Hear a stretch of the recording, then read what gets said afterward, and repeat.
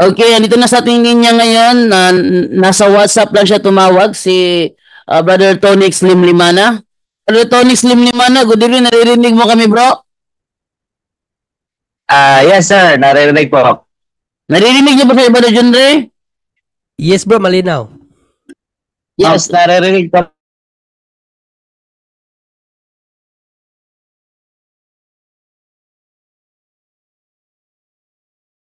Gross. Dito sa akin. Nandun ako sa Nilaos nung siya ay tumawag. Sabi niya is, pwede ba daw siyang magtanong sa live? Sabi ko naman na wala ako, pag-uwi ko na lang sa Bohol.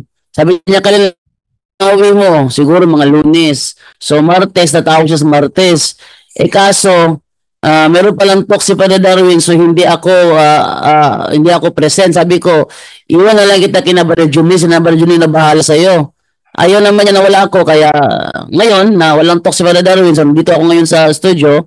So, pabibigyan ko ng pagkakataon nito na itanong yung mga lahat na gusto niyang itanong patungkol sa simbahan Katoliko. Pakilala mo na siya, Brother Jendo, pakilala mo na siya kung sino siya at ano ang ano niya ngayon, ano yung sekta niya at ano yung position niya sa sekta nila. Okay, Brother Tonix, pakilala ka muna, Brother Tonix. Okay, sige. Magandang gabi sa lahat. Ako pala si Tony Slim Limana from North Cotabato. Ang ako talaga is, talaga ako, protestante since grade 4 hanggang ngayon. So, protestante talaga ako, literal. At ayun.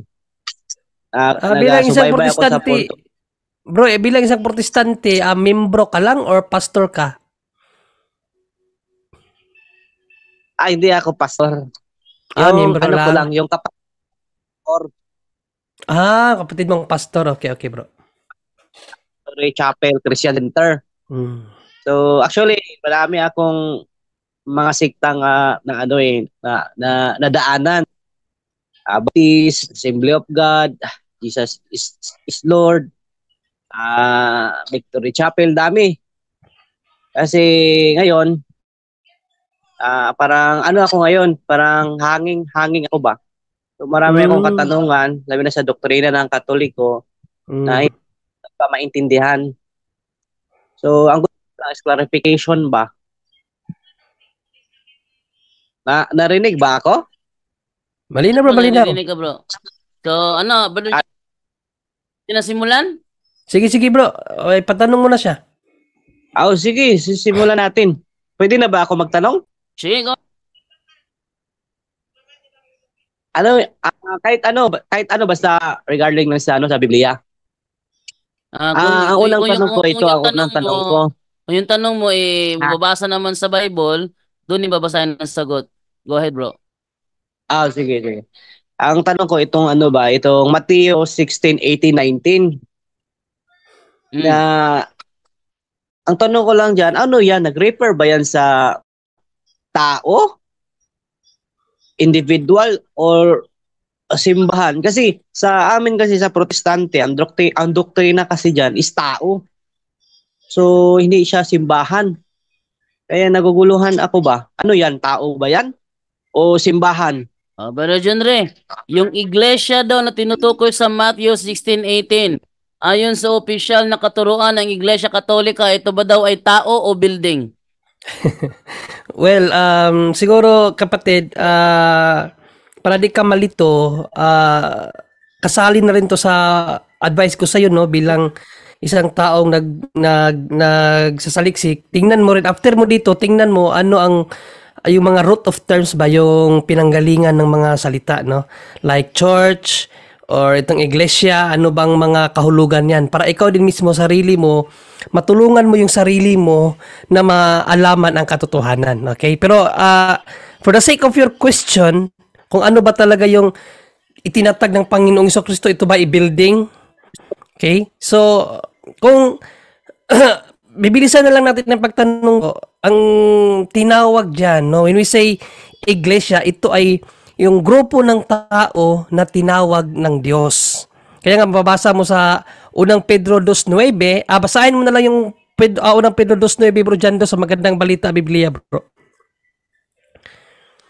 Ikaw na lang, Brother Junior, kasi Sige, yung sige. laptop na ginagamit ko pag nagbukas ng Okay, sige. Okay, kaya nga dito sa 1 Peter 2:9 bro, tinawag ito na isang bansang nakalaan or holy nation sa English, no? Kung babasahin natin dito, kapatid, ito ang ating mababasa. Ngunit kayo ay isang lahing pinili. Yan, isang lahing pinili ito, grupo ng maharlikang pari. So, ito ay priestly kingdom. Isang bansang nakalaan sa Diyos. So, nation, no? Bayang pagkaari ng Diyos upang magpahayag sa kanyang mga kahangahangang ginawa niya. Siya ang tumawag sa inyo mula sa kadiliman patungo sa kanyang kahangahangang kaliwanagan. So yung literal meaning ng sinasabing itatayo ko ang aking iglesia, it's a group of people called by God, kapatid. Yung simbahan na building, yan ay secondary meaning na lang ng church. Kasi if there is a church, of course, there will be a temple. At yung temple na yun, tinawag din yun na simbahan. But the literal meaning or sense of iglesia or church is the people called by God. Ayun. So, Brother Tonix, sa opisyal na katuruan ng Iglesia Katolika, ang iglesia sa Matthew 16:18 ay tumutukoy sa mga tao. Yun. Next question, bro. Okay. So next question. Sa Genesis 3:15, yung babae na tinutukoy dyan, sino yan? Si Maria o si Eva? Okay, Brother Junre. Sino daw yung babae na tinutukoy sa Genesis 3:15? Ito ba si Eva o si Santa Maria? Well, exegetically bro, sa Eva. Okay? Pag sinabing exegetical, sino yung babae talaga na nandun nung time na sinabi yun ng Diyos? Si Eva yun. Pero yung pangako ng Diyos na ang babae ang maging kaaway ni Satanas, hindi na si Eva yun. Okay? So, sa mga tao na nag-aaral talaga ng malaliman sa salita ng Diyos, to mga tinatawag ng scholar at yung mga theologians, dalawa ang kanilang nakita, no? In biblical sense, dalawa ang kanilang nakita diyan na tinutukoy. Una, ang simbahan. Pangalawa, si Inang Berheng Maria. Dahil kung mababasa mo sa Revelation 12:1-5, may isang babae diyan na nakita ni Apostol na Juan na kalaban ang dragon o yung Satan. No? So, wala namang ibang babae yon. Yun ay tumutukoy sa Inang Berheng Maria kasi ang babae na yon, according sa account ni John the Apostle, nanganak ng isang lalaki na maghahari sa buong mundo. Wala namang iba, si ating Inang Berheng Maria yon. Okay, yan ang theological opinion or theological na explanation ng mga dalubhasa. Ang scholarly naman ay ang isa pa sa nakita ng mga dalubhasa dyan ay ang simbahan. No, kasi kung babasahin kasi natin yung 3:15 bro, no? Genesis 3:15, ito ang ating mababasa. No, Genesis 3:15. Ito kasi ang mababasa natin. Kayo ng babae aking pag-aawayin, no? So binhi mo't binhi niya'y laging paglalabanin. So yung babae may binhi, no, na palaging kaaway nung Satan. No, so nakita kasi ang account na yan na pinaliwanag ng ating Panginoong Jesucristo sa Lucas 10:17-20 na ito ang ating mababasa, no? Masayang bumalik ang 72. Iniulat nila sa Panginoon, kahit po ang mga demonyo ay sumusuko sa amin dahil po sa kapangyarihan ng iyong pangalan. So taglay ng mga alagad ng Diyos o yung kanyang simbahan ang kapangyarihan ng Diyos na kumalaban sa Satanas. Kaya nga sabi ni Panginoong Jesucristo sa 18, sinasabi sa kanila ni Jesus, nakita kong parang kidlat na nahulog si Satanas mula sa langit. Binigyan ko kayo ng kapangyarihang tapakan ang mga ahas at alakdan at ang mga kapangyarihan ng kaaway at walang makakapanakit sa inyo. Ngunit magala kayo, hindi dahil sa napapasuko ninyo ang masasamang espiritu, kundi dahil sa nakatala sa langit ng inyong mga pangalan.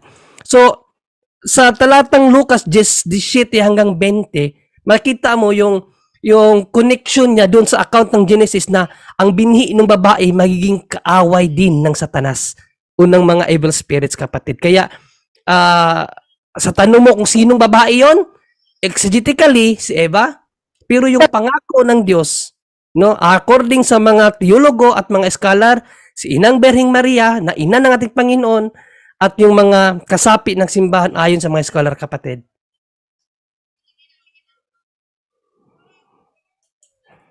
Okay. Hindi ko na ano talaga ba natpan. Hello. Wait lang bro ha. Naririnig mo ko bro? Sige. Okay. Rinig. Brother Jenre, naririnig ko dyan Brother Jenre? Malinaw bro, malinaw. Loud and clear. Wala. Okay. Yung ano kasi nag-low system yung ano yung laptop. Pakiulit yung mo Brother Jenre kasi nawala ka bigla sa ano namin sa linya namin dito eh. Ay. Pakiulit. Sige. Okay, no? Okay, ang tanong mo, kapatid, kung sino yung babae. Okay? No? So, exegetically, pag sinabing exegetically, sino yung babaeng nandoon nung time na sinabi yun ng Panginoong Diyos?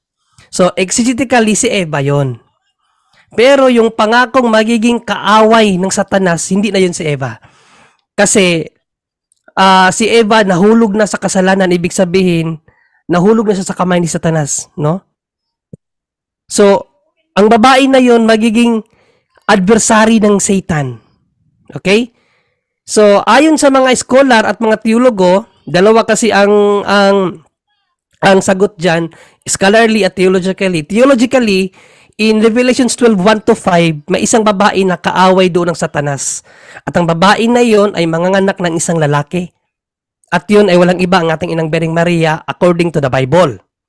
No? Na ang ating Inang Berhing Maria lang naman ang nanganak ng isang lalaki na maghahari sa buong mundo.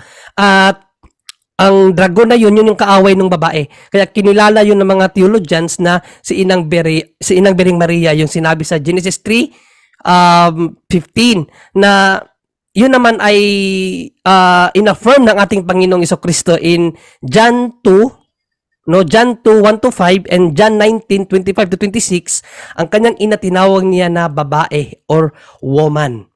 So it indicates, no, na ang babaeng tinawag sa Genesis 3:15 ay ang ina ni Jesus na tinawag niyang woman. Okay? And ang isa pa sa view niyan, no, dahil kung babasahin ko uli ang Genesis 3:15. Ang Genesis 3:15, ito kasi ang nakasaad, kapatid, sa Genesis 3:15, kayo ng babae aking pag-aawayin, binhi niya ay lagi kong paglalabanin. So ang binhi ng Satan, yung mga evil spirits, at ang binhi ng babae, ang ibig sabihin naman dyan, simbahan, ay palaging mag-aaway. At nakita ang sagot niyan, according sa mga scholars, sa Luke 10:17-20. Okay? Sa Luke 10:17-20, ito ang ating mababasa. Ayon din sa sinabi ni San Lucas, masayang bumalik ang 72. Iniulat nila sa Panginoon, kahit po ang mga demonyo ay sumusuko sa amin dahil po sa kapangyarihan ng iyong pangalan. Sinabi sa kanila ni Jesus, nakita kong parang kidlat na nahulog si Satanas mula sa langit. Binigyan ko kayo ng kapangyarihang tapakan ang mga ahas at mga alakdan, ibig sabihin yung mga evil spirits. At ang lahat ng kapangyarihan ng kaaway ay walang makakapanakit sa inyo. Ngunit magala kayo, hindi dahil sa napapasuko ninyo ang mga masasamang espiritu, kundi dahil sa nakatala sa langit ang inyong mga pangalan. Okay, so yun ang dalawang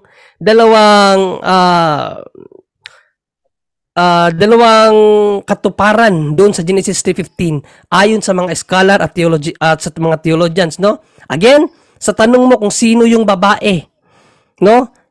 Exegetically, yun ay si Eva.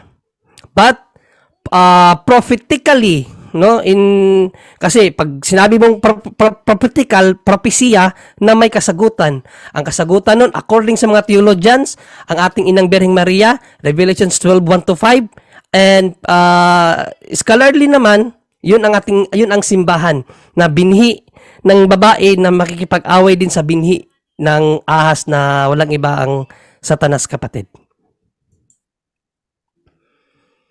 Yun, Bro Jando, nakadalawang sagot na. Okay. Okay, Brother Tonix, go ahead. Pangatlong tanong.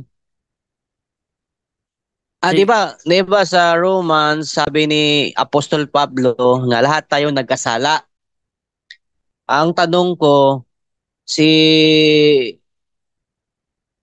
Maria o si Santa Maria, nagkasala ba din siya o wala? Brother John Ray, nagkasala ba daw si Mama Mary o wala? Ibigay naman natin kay Bro Angel, bro, para makasagot naman si Bro Angel.